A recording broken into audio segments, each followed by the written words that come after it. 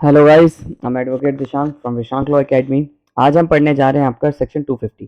Section 250 बहुत important है। 250 क्या क्या होता है कि अगर एक्यूजेशन जो थे वो आपका फॉल्स थे, ठीक है, मतलब यानी कि जो कंप्लेनेंट था, विक्टिम था, इसने अगर आप एक्यूज के ऊपर फॉल्स झूठे केस लगाया है, या मतलब कोई आपका मतलब यानी कि इसकी वजह से इसको कोई इंजरी हुई है, ठीक है, तो आपका मजिस्ट्रेट इसको पैसे दिलवा सकता है। किसको पैसे दिलवाएगा? ऑब्वियस सी बात है, एक्यूज को। ठीक है, तो क्या कहता है सेक्शन, पढ़ते हैं एक बार। Compensation for accusation without reasonable cause, यानी कि कंपनसेशन मिलेगा एक्यूजेशन पे, यानी कि चार्ज जो एलिगेशंस लगाए हैं, अगर बिना सर पैर के एलिगेशंस थे तो चार्ज कंपनसेशन मिलेगा। किसको? एक्यूज को। एक एक्यूज है तो एक, तीन चार एक्यूज है तो तीन चार। If in any case instituted upon a complaint or upon information given to police officer or magistrate, या तो पुलिस ऑफिसर या मैजिस्ट्रेट के बेस पे हो, ठीक है, या बिफोर द मैजिस्ट्रेट हो, यानी कि 200 की कंप्लेंट हो, या आपका 156(3) लगाई हो, या आपका 154 में एफआईआर हो, कुछ भी हो, ठीक है। Magistrate of any offence tribal and the magistrate हुम केस इज हियरिंग डिस्चार्ज, या तो मैजिस्ट्रेट ने डिस्चार्ज कराओ या एक्विटल कराओ। कन्विक्टेड किया तो फिर तो बात ही खत्म हो गई थी, दोष प्राप्त हो गए, या डिस्चार्ज कराओ या एक्विटल कराओ। ऑल और एनी अक्यूज, किसी एक अक्यूज को या सब अक्यूज को। There was a no reasonable, और इस बेस पे कि जो एक्यूजेशन लगाए थे वो नो रीजनेबल ग्राउंड्स पे थे, यानी कि कोई ग्राउंड ही नहीं बनता था जो कंप्लेंट लगाए, अगेंस्ट देम और एनी देम, यानी एक पे या सब अक्यूज पे।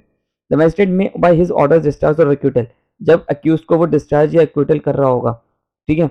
If the person upon whom complaint और information accusation was is present, और अगर वो का जो कंप्लेनेंट अगर प्रेजेंट होगा, ठीक है, जिसने झूठा इल्जाम लगाए थे, फॉरवर्ड टू शो, उसको कहेंगे, उसको उसी वक्त कहेंगे कि आप एक को आपको शो कॉज एक नोटिस इशू करा जा रहा है, और आप शो कॉज नोटिस में ये बताएंगे कि आप पे फाइन क्यों नहीं लगना चाहिए, वाई ही शुड नॉट पे। और क्या होगा शो कॉज नोटिस में? उसमें लिखा होगा why you should not pay compensation to accused और each of the accused, accused को क्यों नहीं देना चाहिए आपको, where there are more than one, अगर एक से ज्यादा है तो, और if such present is not, और क्यों अगर नहीं हुआ तो आपका डायरेक्ट कर सकता है, कोर्ट इशू करेगा सम्मन्स, ठीक है, और कहेगा शो कॉज नोटिस का। शो कॉज नोटिस मतलब यानी कि अक्यूज से कंप्लेनेंट से पूछा जाएगा भैया तेरे पे फाइन क्यों ना लगा। अब फाइन लगा देता है तो क्या होगा? The magistrate shell record any consideration of any complaint inform if this satisfy, अगर मैजिस्ट्रेट यहाँ पर कौन है? ही मतलब मैजिस्ट्रेट सेटिस्फाई हो जाता है। There was no reasonable ground, कोई रीजनेबल ग्राउंड नहीं था कंप्लेंट करने का फॉर मेकिंग एक्विजिशन में, फॉर रीजन भी रिकॉर्डेड, और रीजन रिकॉर्ड करेगा and order that compensation such amount not exceeding. अब अमाउंट कितना होना चाहिए वो देखिए, यहाँ बहुत इंपॉर्टेंट बात है, अमाउंट कितना होना चाहिए? अमाउंट इतना ही होना चाहिए जितना उसकी पावर है मैजिस्ट्रेट को। अब जैसे मान लो एक एमएम को कितनी पावर है? 3 साल की, ठीक है। अब पर उसे लग रहा है वो कितना फाइन लगा सकता है? 10,000 का फाइन लगा सकता है एमएम। अब उसे लग रहा है कि मेरे को 10,000 से ज्यादा का फाइन लगाना है, तो क्या करेगा? ये क्या करेगा? आपका 325 में अपने ऊपर वाले कोर्ट से कहेगा आप इससे ज्यादा फाइन लगाओ, ठीक है। तो यहाँ पर लिखा है कि आपका जितनी उस एमएम को पावर है उतने में नहीं। अगर मान लो ये सीजीएम ट्रायल कर रहा था तो फिर सीजीएम को तो फाइन लगाने की कितनी भी पावर है। द मैजिस्ट्रेट में after ordering directing payment compensation, अगर कंपनसेशन का वो पद कह देगा कि करो इन डिफॉल्ट ऑफ पेमेंट, अगर डिफॉल्ट कर जाता है पेमेंट, कौन?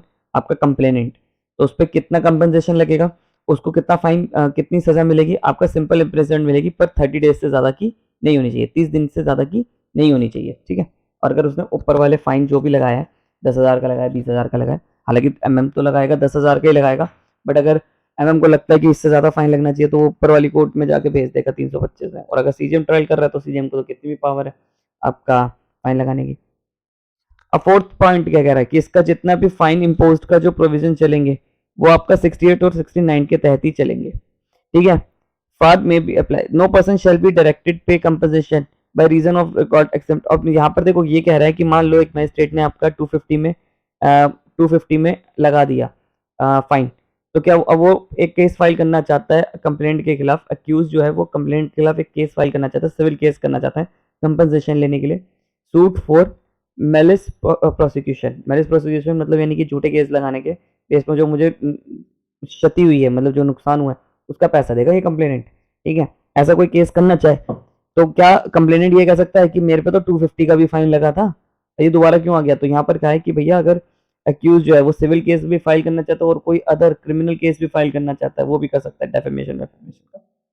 Provide that any amount paid to the accused person till accused in this section shall not account to awarding compensation और सब्सिक्वेंट, और इसका जो अमाउंट लगाया जाएगा वो आपका भी सब्सिक्वेंट में रखा जाएगा, सेम मैनर में रखा जाएगा, यानी कि सिविल केस में आपका इस बात की मेंशनिंग होगी। 6 कह रहा है कि complaint informant has been order to sub clause 2 अब मजिस्ट्रेट ऑफ सेकंड क्लास, अगर सेकंड क्लास मजिस्ट्रेट है तो वो आपका 100 रुपये से ज़्यादा का नहीं लगा सकता, ठीक है। अगर सेकंड क्लास मजिस्ट्रेट ट्रायल कर रहे हैं तो 100 रुपये से ज़्यादा नहीं लगा सकता। If such complainant informant has been convicted और a trial held by such magistrate, अगर वो सच मैजिस्ट्रेट। 7वां पॉइंट कह रहा है when an payment of compensation accused is made case appeal, और इसकी अपील कब जाएगी, जब आपका फाइन डिफॉल्ट कर जाएगा तब, या जब कन्विक्टेड होल्ड हो जाएगा तब, ठीक है, तो इसकी जाएगी, उससे पहले नहीं जाएगी। और आपका सबसे इंपॉर्टेंट 8 पॉइंट है कि ये 250 वाला जो है वो सम्मन केसेस में भी चल सकता है और वारंट केसेस में भी चल सकता है, ठीक है, जिसमें 2 साल से ज़्यादा की पनिशमेंट है उसमें भी चल सकता है, और जिसमें आपका 2 साल से कम की पनिशमेंट है उन केसेस में भी चल सकता है।